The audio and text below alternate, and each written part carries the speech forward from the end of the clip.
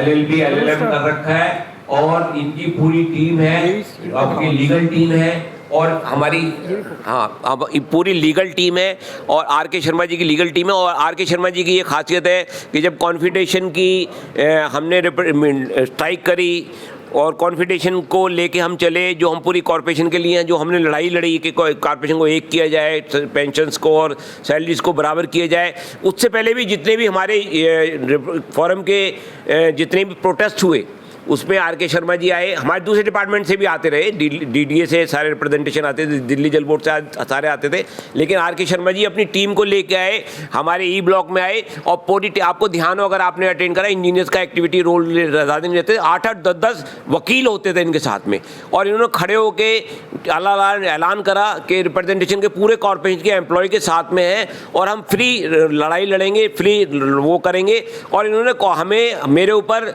2 cases DDMA के case हो रखे हैं मेरे ऊपर FIR हुई, जो मैंने रिप्रेजेंटेशन चलाई FIR हुई, उसमें भाई साहब का एक है अपने मैडम है, वो टीम है, तो 7-8 वकील आए, उन्होंने हमारा साथ दिया, पूरी कॉर्पोरेशन की जनता का, रेगुलर का, पेंशन का, सबका साथ दिया। तो आज हमारे बीच में है, तो आर.के. शर्मा जी का हम स्वागत करेंगे, तालियां बजाएं कि एक स्पेशल आए हमारे बीच में, हमारे व्यूज़ भी ले रहे हैं और हमारी बात भी रखेंगे। और जो हमारी ये टीम बनी है, हमारी टीम को जो इन्होंने आगे बात पहुँचानी है, पूरी दिल्ली में टीम का रिप्रेजेंटेशन जानी चाहिए, पूरी दिल्ली में टीम की बात जानी चाहिए, पूरी दिल्ली में टीम की पहचान होनी चाहिए कि फोरम ऑफ से MCT इंजीनियर की नई टीम बनी है, उसमें ये रिप्रेजेंटेटिव है, उनमें सबसे बड़ा रोल हमारा, सबसे पहले रोल लिया है आर.के. शर्मा जी ने प्रेस में और मीडिया में, हम इनका स्वागत करते हैं। ये रखो, ये मैं पकड़ लेता हूँ।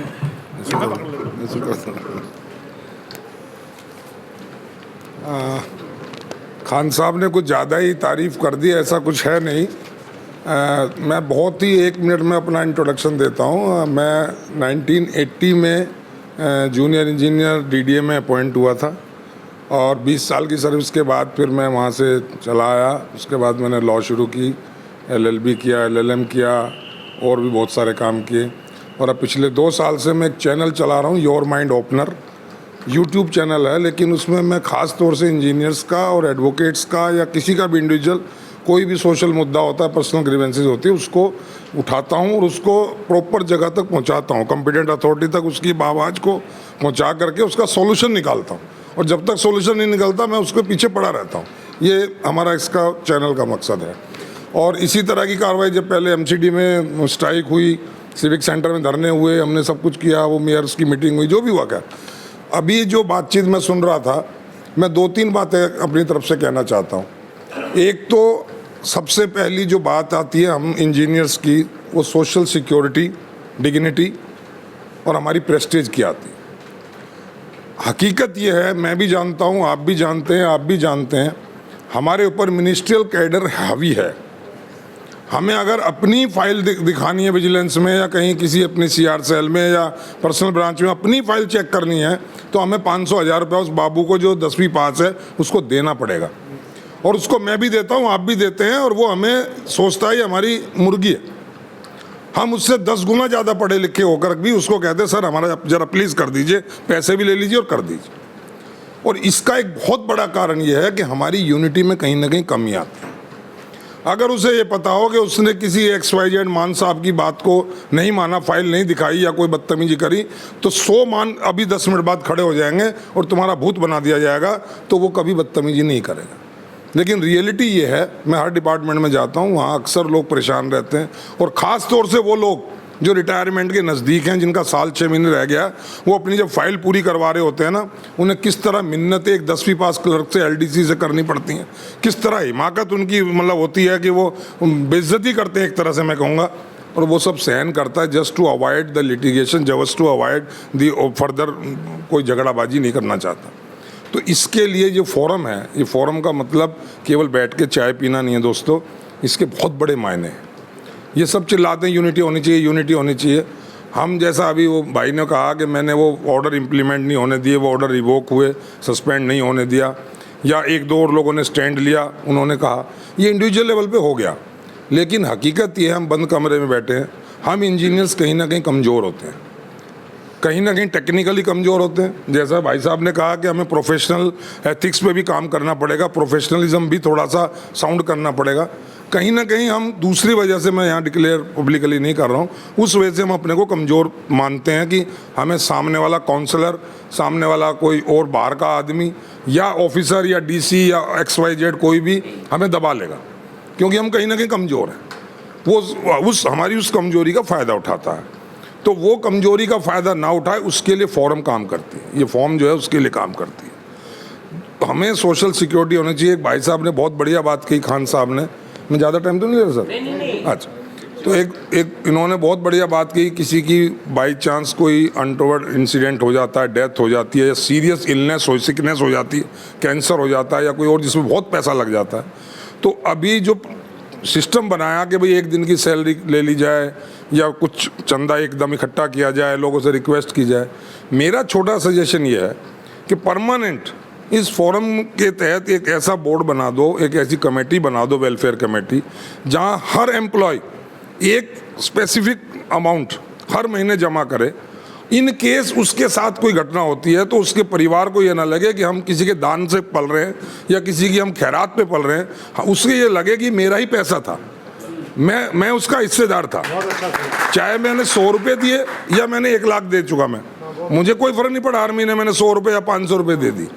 फंड रेजिंग इसके अलावा बहुत तरीके हो सकती है। हमने कराई थी DDM, हमने कराई उसमें जब डेसू होता था, कि जो हमारे एम्प्लॉयज़ हैं, देखिए हर आदमी की इनकम नहीं होती, एक दिन की सैलरी बहुत से हमारे एम्प्लॉय भाइयों के लिए बहुत बड़ी बात होती है, लेकिन शर्मा शर्मी देनी पड़ती है। और उसमें भी तब बहुत ज़्यादा दुख होता है जब कोई एक आधा आदमी मना कर देता, नहीं मैं नहीं देता, तब बहुत इंसल्टिंग फील होता है। कुछ मजबूरियाँ होती है, कुछ अनसोशल लोग भी होते हैं, हर तरह के लोग हैं, हमारे समाज है ये।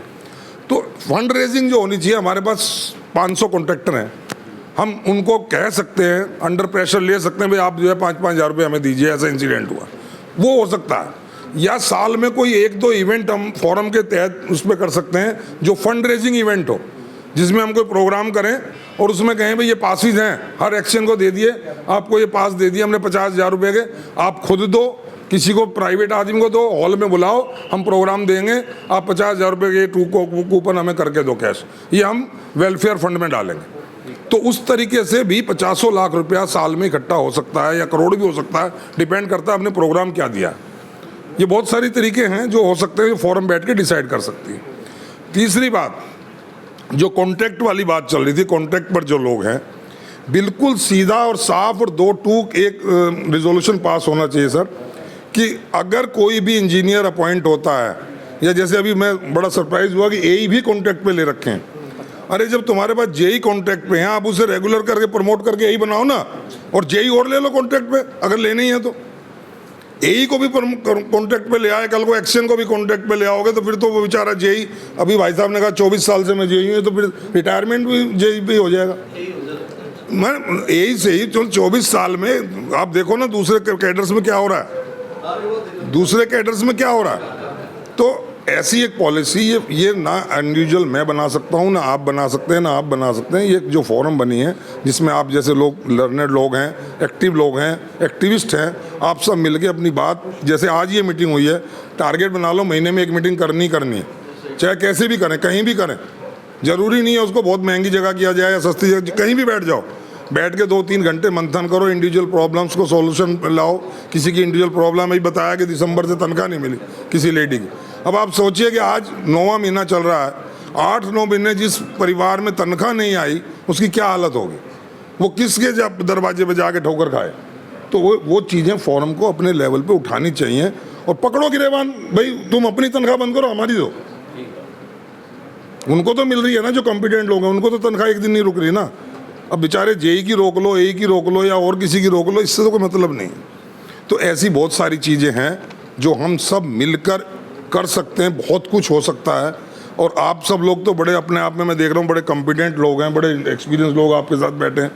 बात ये नहीं है, इन्होंने जीवन पूरा संघर्ष में बिताया।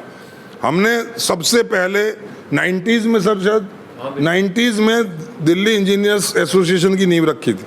आई was then general secretary of that. उसमें हमने 17 डिपार्टमेंट थे इंजीनियर्स के, वो सारे उसमें आ गए थे उस टाइम पर। क्या MES, क्या रेलवे, क्या PWD, CPWD, डेसू, और ये तुम्हारे जितने भी जो भवन है ना स्टेट के, जितने भी उड़ीसा भवन, राजस्थान भवन, इन सब में भी इंजीनियर्स हैं। वहाँ की PWDs के, वहाँ की स्टेट के, वो भी सब हमारे एसोसिएशन में थे। और होता ये था, बड़ा अच्छा भी था कि 28-25 भवन हैं, वो बेचारे बुलाते थे कि सर अब हमारे यहाँ मीटिंग करिए, आज पंजाब भवन में मीटिंग हो रही है, आज कर्नाटक भवन में हो रही है। सारा खर्चा बेचारे वो करते थे, बहुत रेस्पेक्ट करते थे, क्योंकि वो उनकी यूनिटी वहाँ 2, 4, 5 लोगों की है। वो यहाँ दिल्ली में देखते थे, यहाँ 5000 लोग मिल रहे हैं उनको, या उनमें से 50 लोग उनको जाके हेलो हाय कर रहे हैं, तो बड़ा खुश होते थे। वो आज भी हो सकता है, उनको भी स्ट्रेंथ मिलेगी, हमें भी एक वेन्यू हर बार का मिलेगा, क्लब नहीं करना पड़ेगा। आप समझ, तो 1 से 1 11 बन जाएंगे। हमारा मानना है 1 और 1 2 नहीं, 1 और 1 11 है, और 11 फिर 11 हो जाए तो 111। तो उस तरह से हम यूनिटी बना सकते हैं। रही बात लीगल की, जैसा खान साहब ने कहा, मेरे पास जैसी भी मेरी बुद्धि है, क्योंकि मुझे सर्विस मैटर्स का, मैं क्योंकि इंजीनियर रहा हूँ 20 साल और एक्टिविस्ट रहा हूँ, गलती से बहुत संघर्ष किया, बहुत जेल भी गया, सब काम हुए। तो मैं, एक टीम है मेरी 20-22 एडवोकेट्स की, मेरे साथ एसोसिएट है, मैं अभी उसका हिस्सा हूँ। तो किसी को इंडिविजुअल हो या फोरम की तरफ से हो, आप जब कॉल करेंगे, जब हमें कॉल देंगे, हम आपके पास हाजिर हो जाएंगे। किसी का इंडिविजुअल मैटर हो, फैमिली मैटर हो, आप, मेरा नंबर अभी मैं दे दूंगा, उस नंबर को आप ले लें। फ्री ऑफ कॉस्ट आपको मैं कानूनी सलाह जो दे सकता हूँ, जितना दिमाग है आपका हो, आपकी रिकमेंडेशन पे किसी आपके मित्र का हो, कोई पैसा नहीं, खुलेआम कह रहा हूँ, कोई इसमें हैंकी बैंकी नहीं कर रहा हूँ कि साहब नहीं ऐसा नहीं वैसा नहीं। कोई केस कराएगा जबकि वो प्रोफेशनलिज्म है, लेकिन सलाह के लिए कोई पैसा नहीं। फोरम के लिए कभी कोई पैसा नहीं है, कभी कोई किसी किस्म का इट फ्रेंड बट नहीं है। जहाँ बुलाओगे, जहाँ चाहोगे, आगे खड़े होंगे। लाठी खानी होगी, पहले हम खाएंगे, बाद में आपको खाने देंगे। इतना हम कोऑपरेट आपके लिए कर सकते हैं। और बाकी सब चीज़ें आप सक्षम हैं, आप सब लोग बड़े कॉम्पिटेंट हैं, कोई आपको समझाना या वो वाली बात तो नहीं है। It is a discuss group है ये, हम डिस्कस कर रहे हैं अपनी अपनी प्रॉब्लम्स का, और सबकी जो सलाह होती है उससे एक मजबूत सलाह निकल के आती है, वो फैसले बदलती है, और वो फैसले शायद हमारे सबके लिए बेनिफिशरी हों। क्योंकि अब हमारा जो मैं देख रहा हूँ एज ग्रुप सभी बैठे हैं, 40 के भी हैं, 50 के भी हैं, और कुछ बिलो 40 भी हैं, हमारी बहन भी बैठी है यहाँ पे। तो सबकी अलग अलग प्रॉब्लम होती है, अलग अलग उसको दूर करने की मानसिकता होती है। एक आदमी डू एंड डाई में विश्वास करता है, एक थोड़ा सुलझा हुआ होता है, वो कहता है नहीं थोड़ा होश से करेंगे। एक ने कहा कि उनको बुला लो, पॉलिटिशियंस को भी बुला लो उस मंच पे जहाँ उनको हम माला वाला पहनाएंगे, वो करेंगे। वो माला वाला पहनाना भी एक कलाकारी है, लेकिन आज माला पहनने से कोई नहीं डरता, ना कोई शर्म करता, क्योंकि जो घूस का पैसा खाते हैं ना उस टाइप का, और उनका जो है वो, उनमें शर्म नहीं होती। वो एक ही चीज़ से डरते हैं, और वो डरते हैं यूनिटी से, कि खान साहब के पीछे 500 आदमी खड़ा है कि 200 खड़ा है कि 2 खड़े हैं। अगर 2 या 4 खड़े होंगे तो मरोड़ देगा, गर्दन तोड़ देगा। अगर उसे पता होगा 500 आदमी आज ही पेन डाउन स्ट्राइक कर देंगे, आज ही कुछ भी कर देंगे, तो वो आपको फिर माला पहनाने की जरूरत नहीं है, वो आपको बुला के अपने प्रोग्राम में माला पहनाएगा। ये थोड़ा रिवर्स कोशिश करो और यूनिटी इतनी मजबूत रखो। भाई साहब ने एक बहुत बड़ी बात कही कि जो भी आपके डिफरेंसेस हो सकते हैं, हमारे आपस में भी हो सकते हैं, उनको हॉल से बाहर रखो। आप जो है मतभेद रखो विचारों का, मनभेद मत करो, मनभेद नहीं होना चाहिए। और जब डिपार्टमेंट की और उसकी बात चले, यूनिटी की चले, फोरम की बात चले, तो वहाँ फोरम की बात होनी चाहिए। हो सकता है सिंह साहब मेरे से नाराज़ हों, या गुप्ता जी मेरे से नाराज़ हों, या मैं गुप्ता जी से नाराज़ हूँ, हमारी पर्सनल है। लेकिन जहाँ फोरम की बात है, वी शुड बी वन, और वही यूनिटी हमें काम करेगी। और इसके अलावा आज तक कहीं इस डेमोक्रेटिक कंट्री में और कोई चीज़ काम नहीं करती सिवाय मैन पावर के। हम क्लास 4 स्वीपर क्लास से क्यों डरते हैं? आप लोग स्टोर पे रहे होंगे, बहुत सारे जेईज वगैरह रहे होंगे, क्यों डरते हैं? कि उनको जरा सा एक बोल दीजिए कुछ, तो 5 मिनट बाद उनकी झाड़ू उल्टी हो जाएगी, और आपको एक्शन भी डांटेगा, डीसी भी डांटेगा, आपने क्या करवा दिया। तो आप उनसे कंप्रोमाइज़ करके थोड़ा एडजस्ट करके चलते। मैंने भुगता है वो 86 में, मैं 85 में कल्याणपुरी त्रिलोकपुरी खिचड़ीपुर था सर, तो 680 के करीब मेरे पास वो स्वीपर्स और वो थे। तो मैं थोड़ा सा अपने को पढ़ा लिखा मानता था, थोड़ा इंग्लिश स्कूल में पढ़ा था, और यहाँ डीसी से भी कुछ थोड़ा ताल्लुक़ रहा, तो मैं बड़े तहजीब से बात करता था उनसे कि भाई आप ये कर लीजिए, आप वहाँ ड्यूट जाइए, लेडीज़ को भी आप वो ड्यूटी वहाँ कर लीजिए। वो इस बात पे नाराज़ हो गए कि आप हमें अपना कोई मतलब गुलाम समझते हैं, आप करके बात करते हैं, हमारा नाम नहीं ले सकते आप। और स्ट्राइक कर दिए। मैं अगले दिन सुबह गया स्ट्राइक, मैंने वहाँ मेट वेट मुंशी उनसी थे, उनसे पूछा भाई क्या हो गया, मैंने क्या कर दिया? बोले जी नाराज़गी है इनको। मैं किस बात की? बोले कह रहे हैं आप हमें जो है अपना पर्सनल वो समझते हो, हमने हाथ बेचे हैं, इज्जत नहीं बेची, ऐसा कुछ डायलॉग।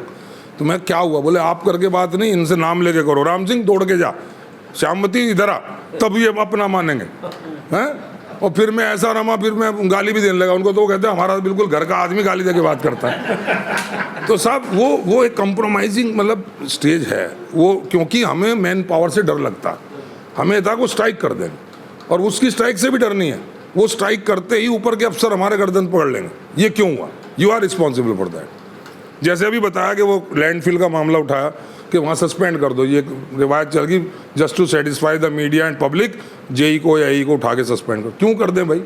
जेई ने उसमें माचिस लगाई क्या लैंडफिल उसमें ग्राउंड में, या जेई ने उसको टक्कर मारी क्या नीचे गिर जाए कुछ?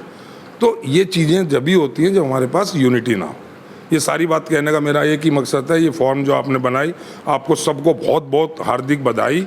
और इसको तभी चलेगा, ये तभी अच्छा लगेगा ये कंटिन्यूटी में चल पड़े। और दोस्तों हम जैसे भी हैं, जो भी हैं, आपके साथ हैं, आपके छोटे बड़े भाई हैं, बहनी शब्दों के साथ बहुत बहुत मुबारक। खान साहब आपका बहुत बहुत शुक्रिया, आपने मुझे याद किया। सेंगर साहब ने आदेश किया था, मैं आदेश का पालन किया। सर कोई गुस्ताखी माफ। हमारे भाई हो, हम आपको हमेशा साथ हैं। Thank you.